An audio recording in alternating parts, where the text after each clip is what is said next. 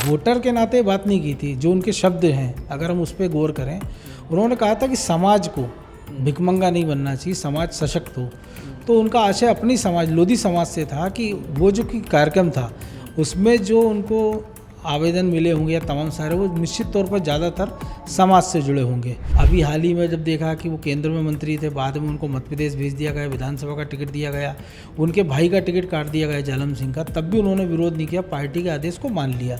ये सारी वो चीज़ें बताती है कि प्रहलाद पटेल चूँकि सामाजिक क्षेत्रों में बड़े सक्रिय हैं, नर्मदा की वो परिक्रमा कर चुके हैं। आपको लगता है इस पूरे विवाद में कहीं ना कहीं कांग्रेस को एक ठीक ठाक एडवांटेज मिल गया है, जगह जगह एक ऐसा माहौल वो बना रहे हैं और इसी के बहाने, मतलब इन मंत्री जी के बहाने सीधे बीजेपी पर हमले हो रहे हैं और खासतौर पर प्रधानमंत्री नरेंद्र मोदी पर निशाना बनाया जा रहा है। क्या मंत्री प्रहलाद पटेल भारतीय जनता पार्टी के अंदर ही अलग थलग पड़ गए हैं? आपको याद है इसी महीने की 1 तारीख को वो राजगढ़ गए थे और सुठालिया नामक स्थान पर वहाँ अवंती लोधी भाई, वीरांगना अवंती लोधी भाई की प्रतिमा का एक अनावरण का कार्यक्रम था। वहीं पर वो एक स्पीच दे रहे थे। स्पीच में वो काफ़ी कुछ बोलते चले गए। कहने का जो उनका मतलब था, बाद में उन्होंने इस पर सफाई दी कि वो अपने समाज के बीच में ये बात रख रहे हैं और किसी को ऐतराज़ नहीं होना चाहिए था। इधर कांग्रेस के जो प्रदेश अध्यक्ष हैं जीतू पटवारी, और पूरी कांग्रेस जगह जगह उनका पुतला फूंक रही है, प्रदर्शन कर रही है। जब पार्टी की बात आई है, जब जीतू पटवारी ने प्रहलाद पटेल के होते हुए पीएम मोदी पर भी उन्होंने तंज कसा, बीजेपी को पूरे उन्होंने निशाने पे लिया, तब उन्होंने सफाई दी। उन्होंने कहा पार्टी को बीच में नहीं लाना चाहिए। क्या प्रहलाद पटेल अपने उस बयान पर जिस तरह बाद में सफाई दी, उन्होंने कहा मैं आगे भी कहता रहूँगा, और इसी पर वो मतलब इसी पर वो अडिग हैं कि इसके बाद कोई उनका बयान नहीं आया है। क्या अलग थलग पड़ गए हैं? अभी तक नरेंद्र सिंह तोमर जो विधानसभा अध्यक्ष हैं, अभी बैतूल में गए थे। किसी पत्रकार ने जब उनसे पूछा इस पूरे जो प्रकरण में, प्रहलाद पटेल वाले प्रकरण में, तो उन्होंने कहा कि मेरी उनसे बात नहीं हुई है, लेकिन उनकी मंशा गलत नहीं थी। अभी बीजेपी के अंदर अगर बात की जाए तो नरेंद्र सिंह तोमर के अलावा किसी ने भी उनके बयान पर कोई प्रतिक्रिया नहीं दी। हमारे साथ बात करने के लिए मनोज वर्मा जी हैं। सर, क्या प्रहलाद पटेल अलग थलग पड़ गए हैं बीजेपी में? देखिए, अलग थलग तब पड़ते हैं कि जब वो अगर अपने बयान से किनारा करते या सफाई देते और पार्टी उनके सपोर्ट में नहीं आती। वो तो खुद अपने बयान पर रेडी हैं। वो तो साफ तौर पर कह रहे हैं कि जिस कार्यक्रम में उन्होंने बात कही है वो सजातीय कार्यक्रम था, यानी लोधियों का था कार्यक्रम था। और उसमें उन्होंने ये भी कहा था कि कांग्रेस के तमाम सारे नेता जो लोधी समाज से आते हैं वो भी उस मंच पर थे, और अगर कांग्रेस को लगता है कार्रवाई होना चाहिए मुझ पर, तो जो कांग्रेस के नेता उस मंच पर मौजूद थे उन पर भी कार्रवाई होना चाहिए। जब उन्होंने सफाई दी जबलपुर में, तो बात तो वही घूम फिर के आ रही है ना। जिस लहजे में वो बात कर रहे थे, वो उनका सीधा सीधा कहने का मतलब कोई सोशल वेलफेयर की स्कीम की बात नहीं थी। जो एक नेता होने के नाते जो उनको चिट्ठियां दी जाती हैं कि मेरा इस सर ये परेशानी है, वो परेशानी है, एक नेता का काम क्या होता है? अगर वो नहीं करेंगे तो और कौन करेगा इसको? नहीं, देखिए, उन्होंने वोटर के नाते बात नहीं की थी। जो उनके शब्द हैं, अगर हम उस पर गौर करें, उन्होंने कहा था कि समाज को भिखमंगा नहीं बनना चाहिए, समाज सशक्त हो।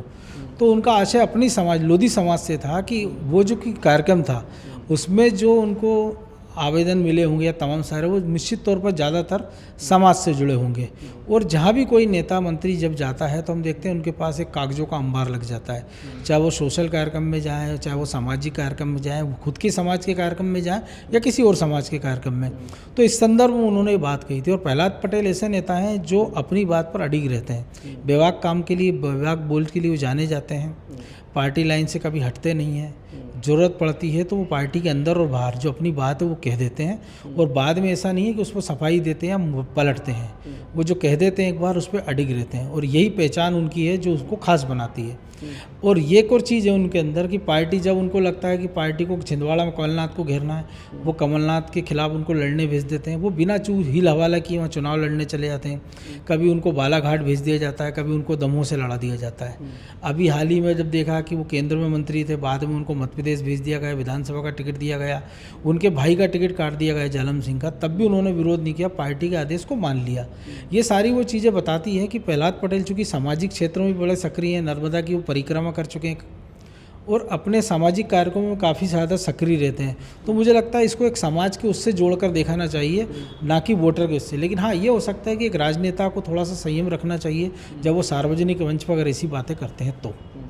आपको लगता है इस पूरे विवाद में कहीं ना कहीं कांग्रेस को एक ठीक ठाक एडवांटेज मिल गया है, जगह जगह एक ऐसा माहौल वो बना रहे हैं और इसी के बहाने, मतलब इन मंत्री जी के बहाने सीधे बीजेपी पर हमले हो रहे हैं और खासतौर पर प्रधानमंत्री नरेंद्र मोदी पर निशाना बनाया जा रहा है? देखिए, कांग्रेस के नज़रिए से देखें तो लगभग 1 साल से ज़्यादा का वक्त हो रहा है जीतू पटवारी को। तो उनको लिए तो एक मुफीद अवसर है, वो भी तब जब, क्योंकि विधानसभा के बजट सत्र में अब कुछ ही दिन शेष हैं, या कुछ घंटे भी हम कह सकते हैं, क्योंकि 10 तारीख से विधानसभा का बजट सत्र है। ऐसे में कांग्रेस को लग रहा है ये एक ऐसा मुद्दा है जिस पर वो बीजेपी को घेराबंदी कर सकती है।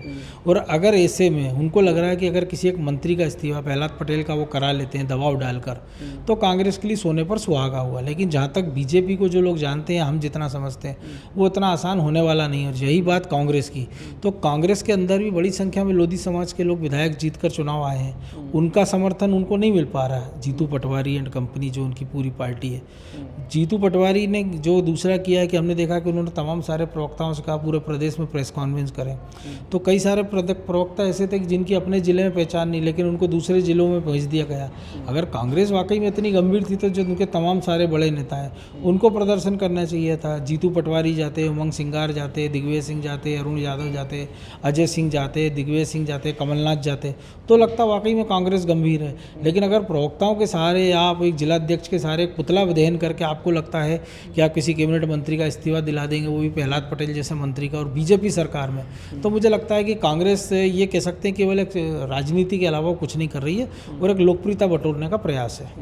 एक मेरा आखिरी सवाल ये है, इस बार सत्र जो है शुरू हो रहा है 10 तारीख को, 9 बैठकें होनी है। मुझे लग रहा है कि 9 दिनों में ये वाला मुद्दा भी विधानसभा में गूंजेगा। मैं तो वही चाहूँगा कि विधानसभा के सत्र के कारण ही ये मुद्दा कांग्रेस जोर शोर से उठा रही है। लेकिन जो लोग सत्र के अंदर रहेंगे, उमंग सिंगार और बाकी लोग, वो लोग तो इस पर कुछ ज़्यादा बोल नहीं रहे। उमंग सिंगार तो अपनी सफाई देते फिर रहे हैं। महिला मित्र की जो मौत हुई है और उनकी अपनी पत्नी ने हाई कोर्ट में उसमें आरोप लगाए हैं, बीडी शर्मा उनके खिलाफ मुखर है, बीजेपी के प्रदेश अध्यक्ष। तो उमंग सिंगार को तो अपनी पार्टी में सपोर्ट नहीं मिल रहा है, क्योंकि जो जीतू पटवारी मुद्दा उठा रहे हैं वो कांग्रेस के प्रदेश अध्यक्ष जरूर है, लेकिन वो सदन का हिस्सा नहीं है विधानसभा का। तो जाहिर सी बात है कि सदन के अंदर लीड करना उमंग सिंगार को। तो जब उमंग सिंगार प्रहलाद पटेल की बात करेंगे, एक उंगली प्रहलाद पटेल पर उठाएंगे, तो 4 उंगली उनको अपने जो मित्र है उनकी सोनिया, जिसको लेके बीजेपी भी हमलावर है, उनकी खुद की पत्नी हमलावर है, उस पर उनको सफाई देना पड़ेगी। तो मुझे लगता है फिर कांग्रेस ज़्यादा बैकफुट पर नजर आएगी।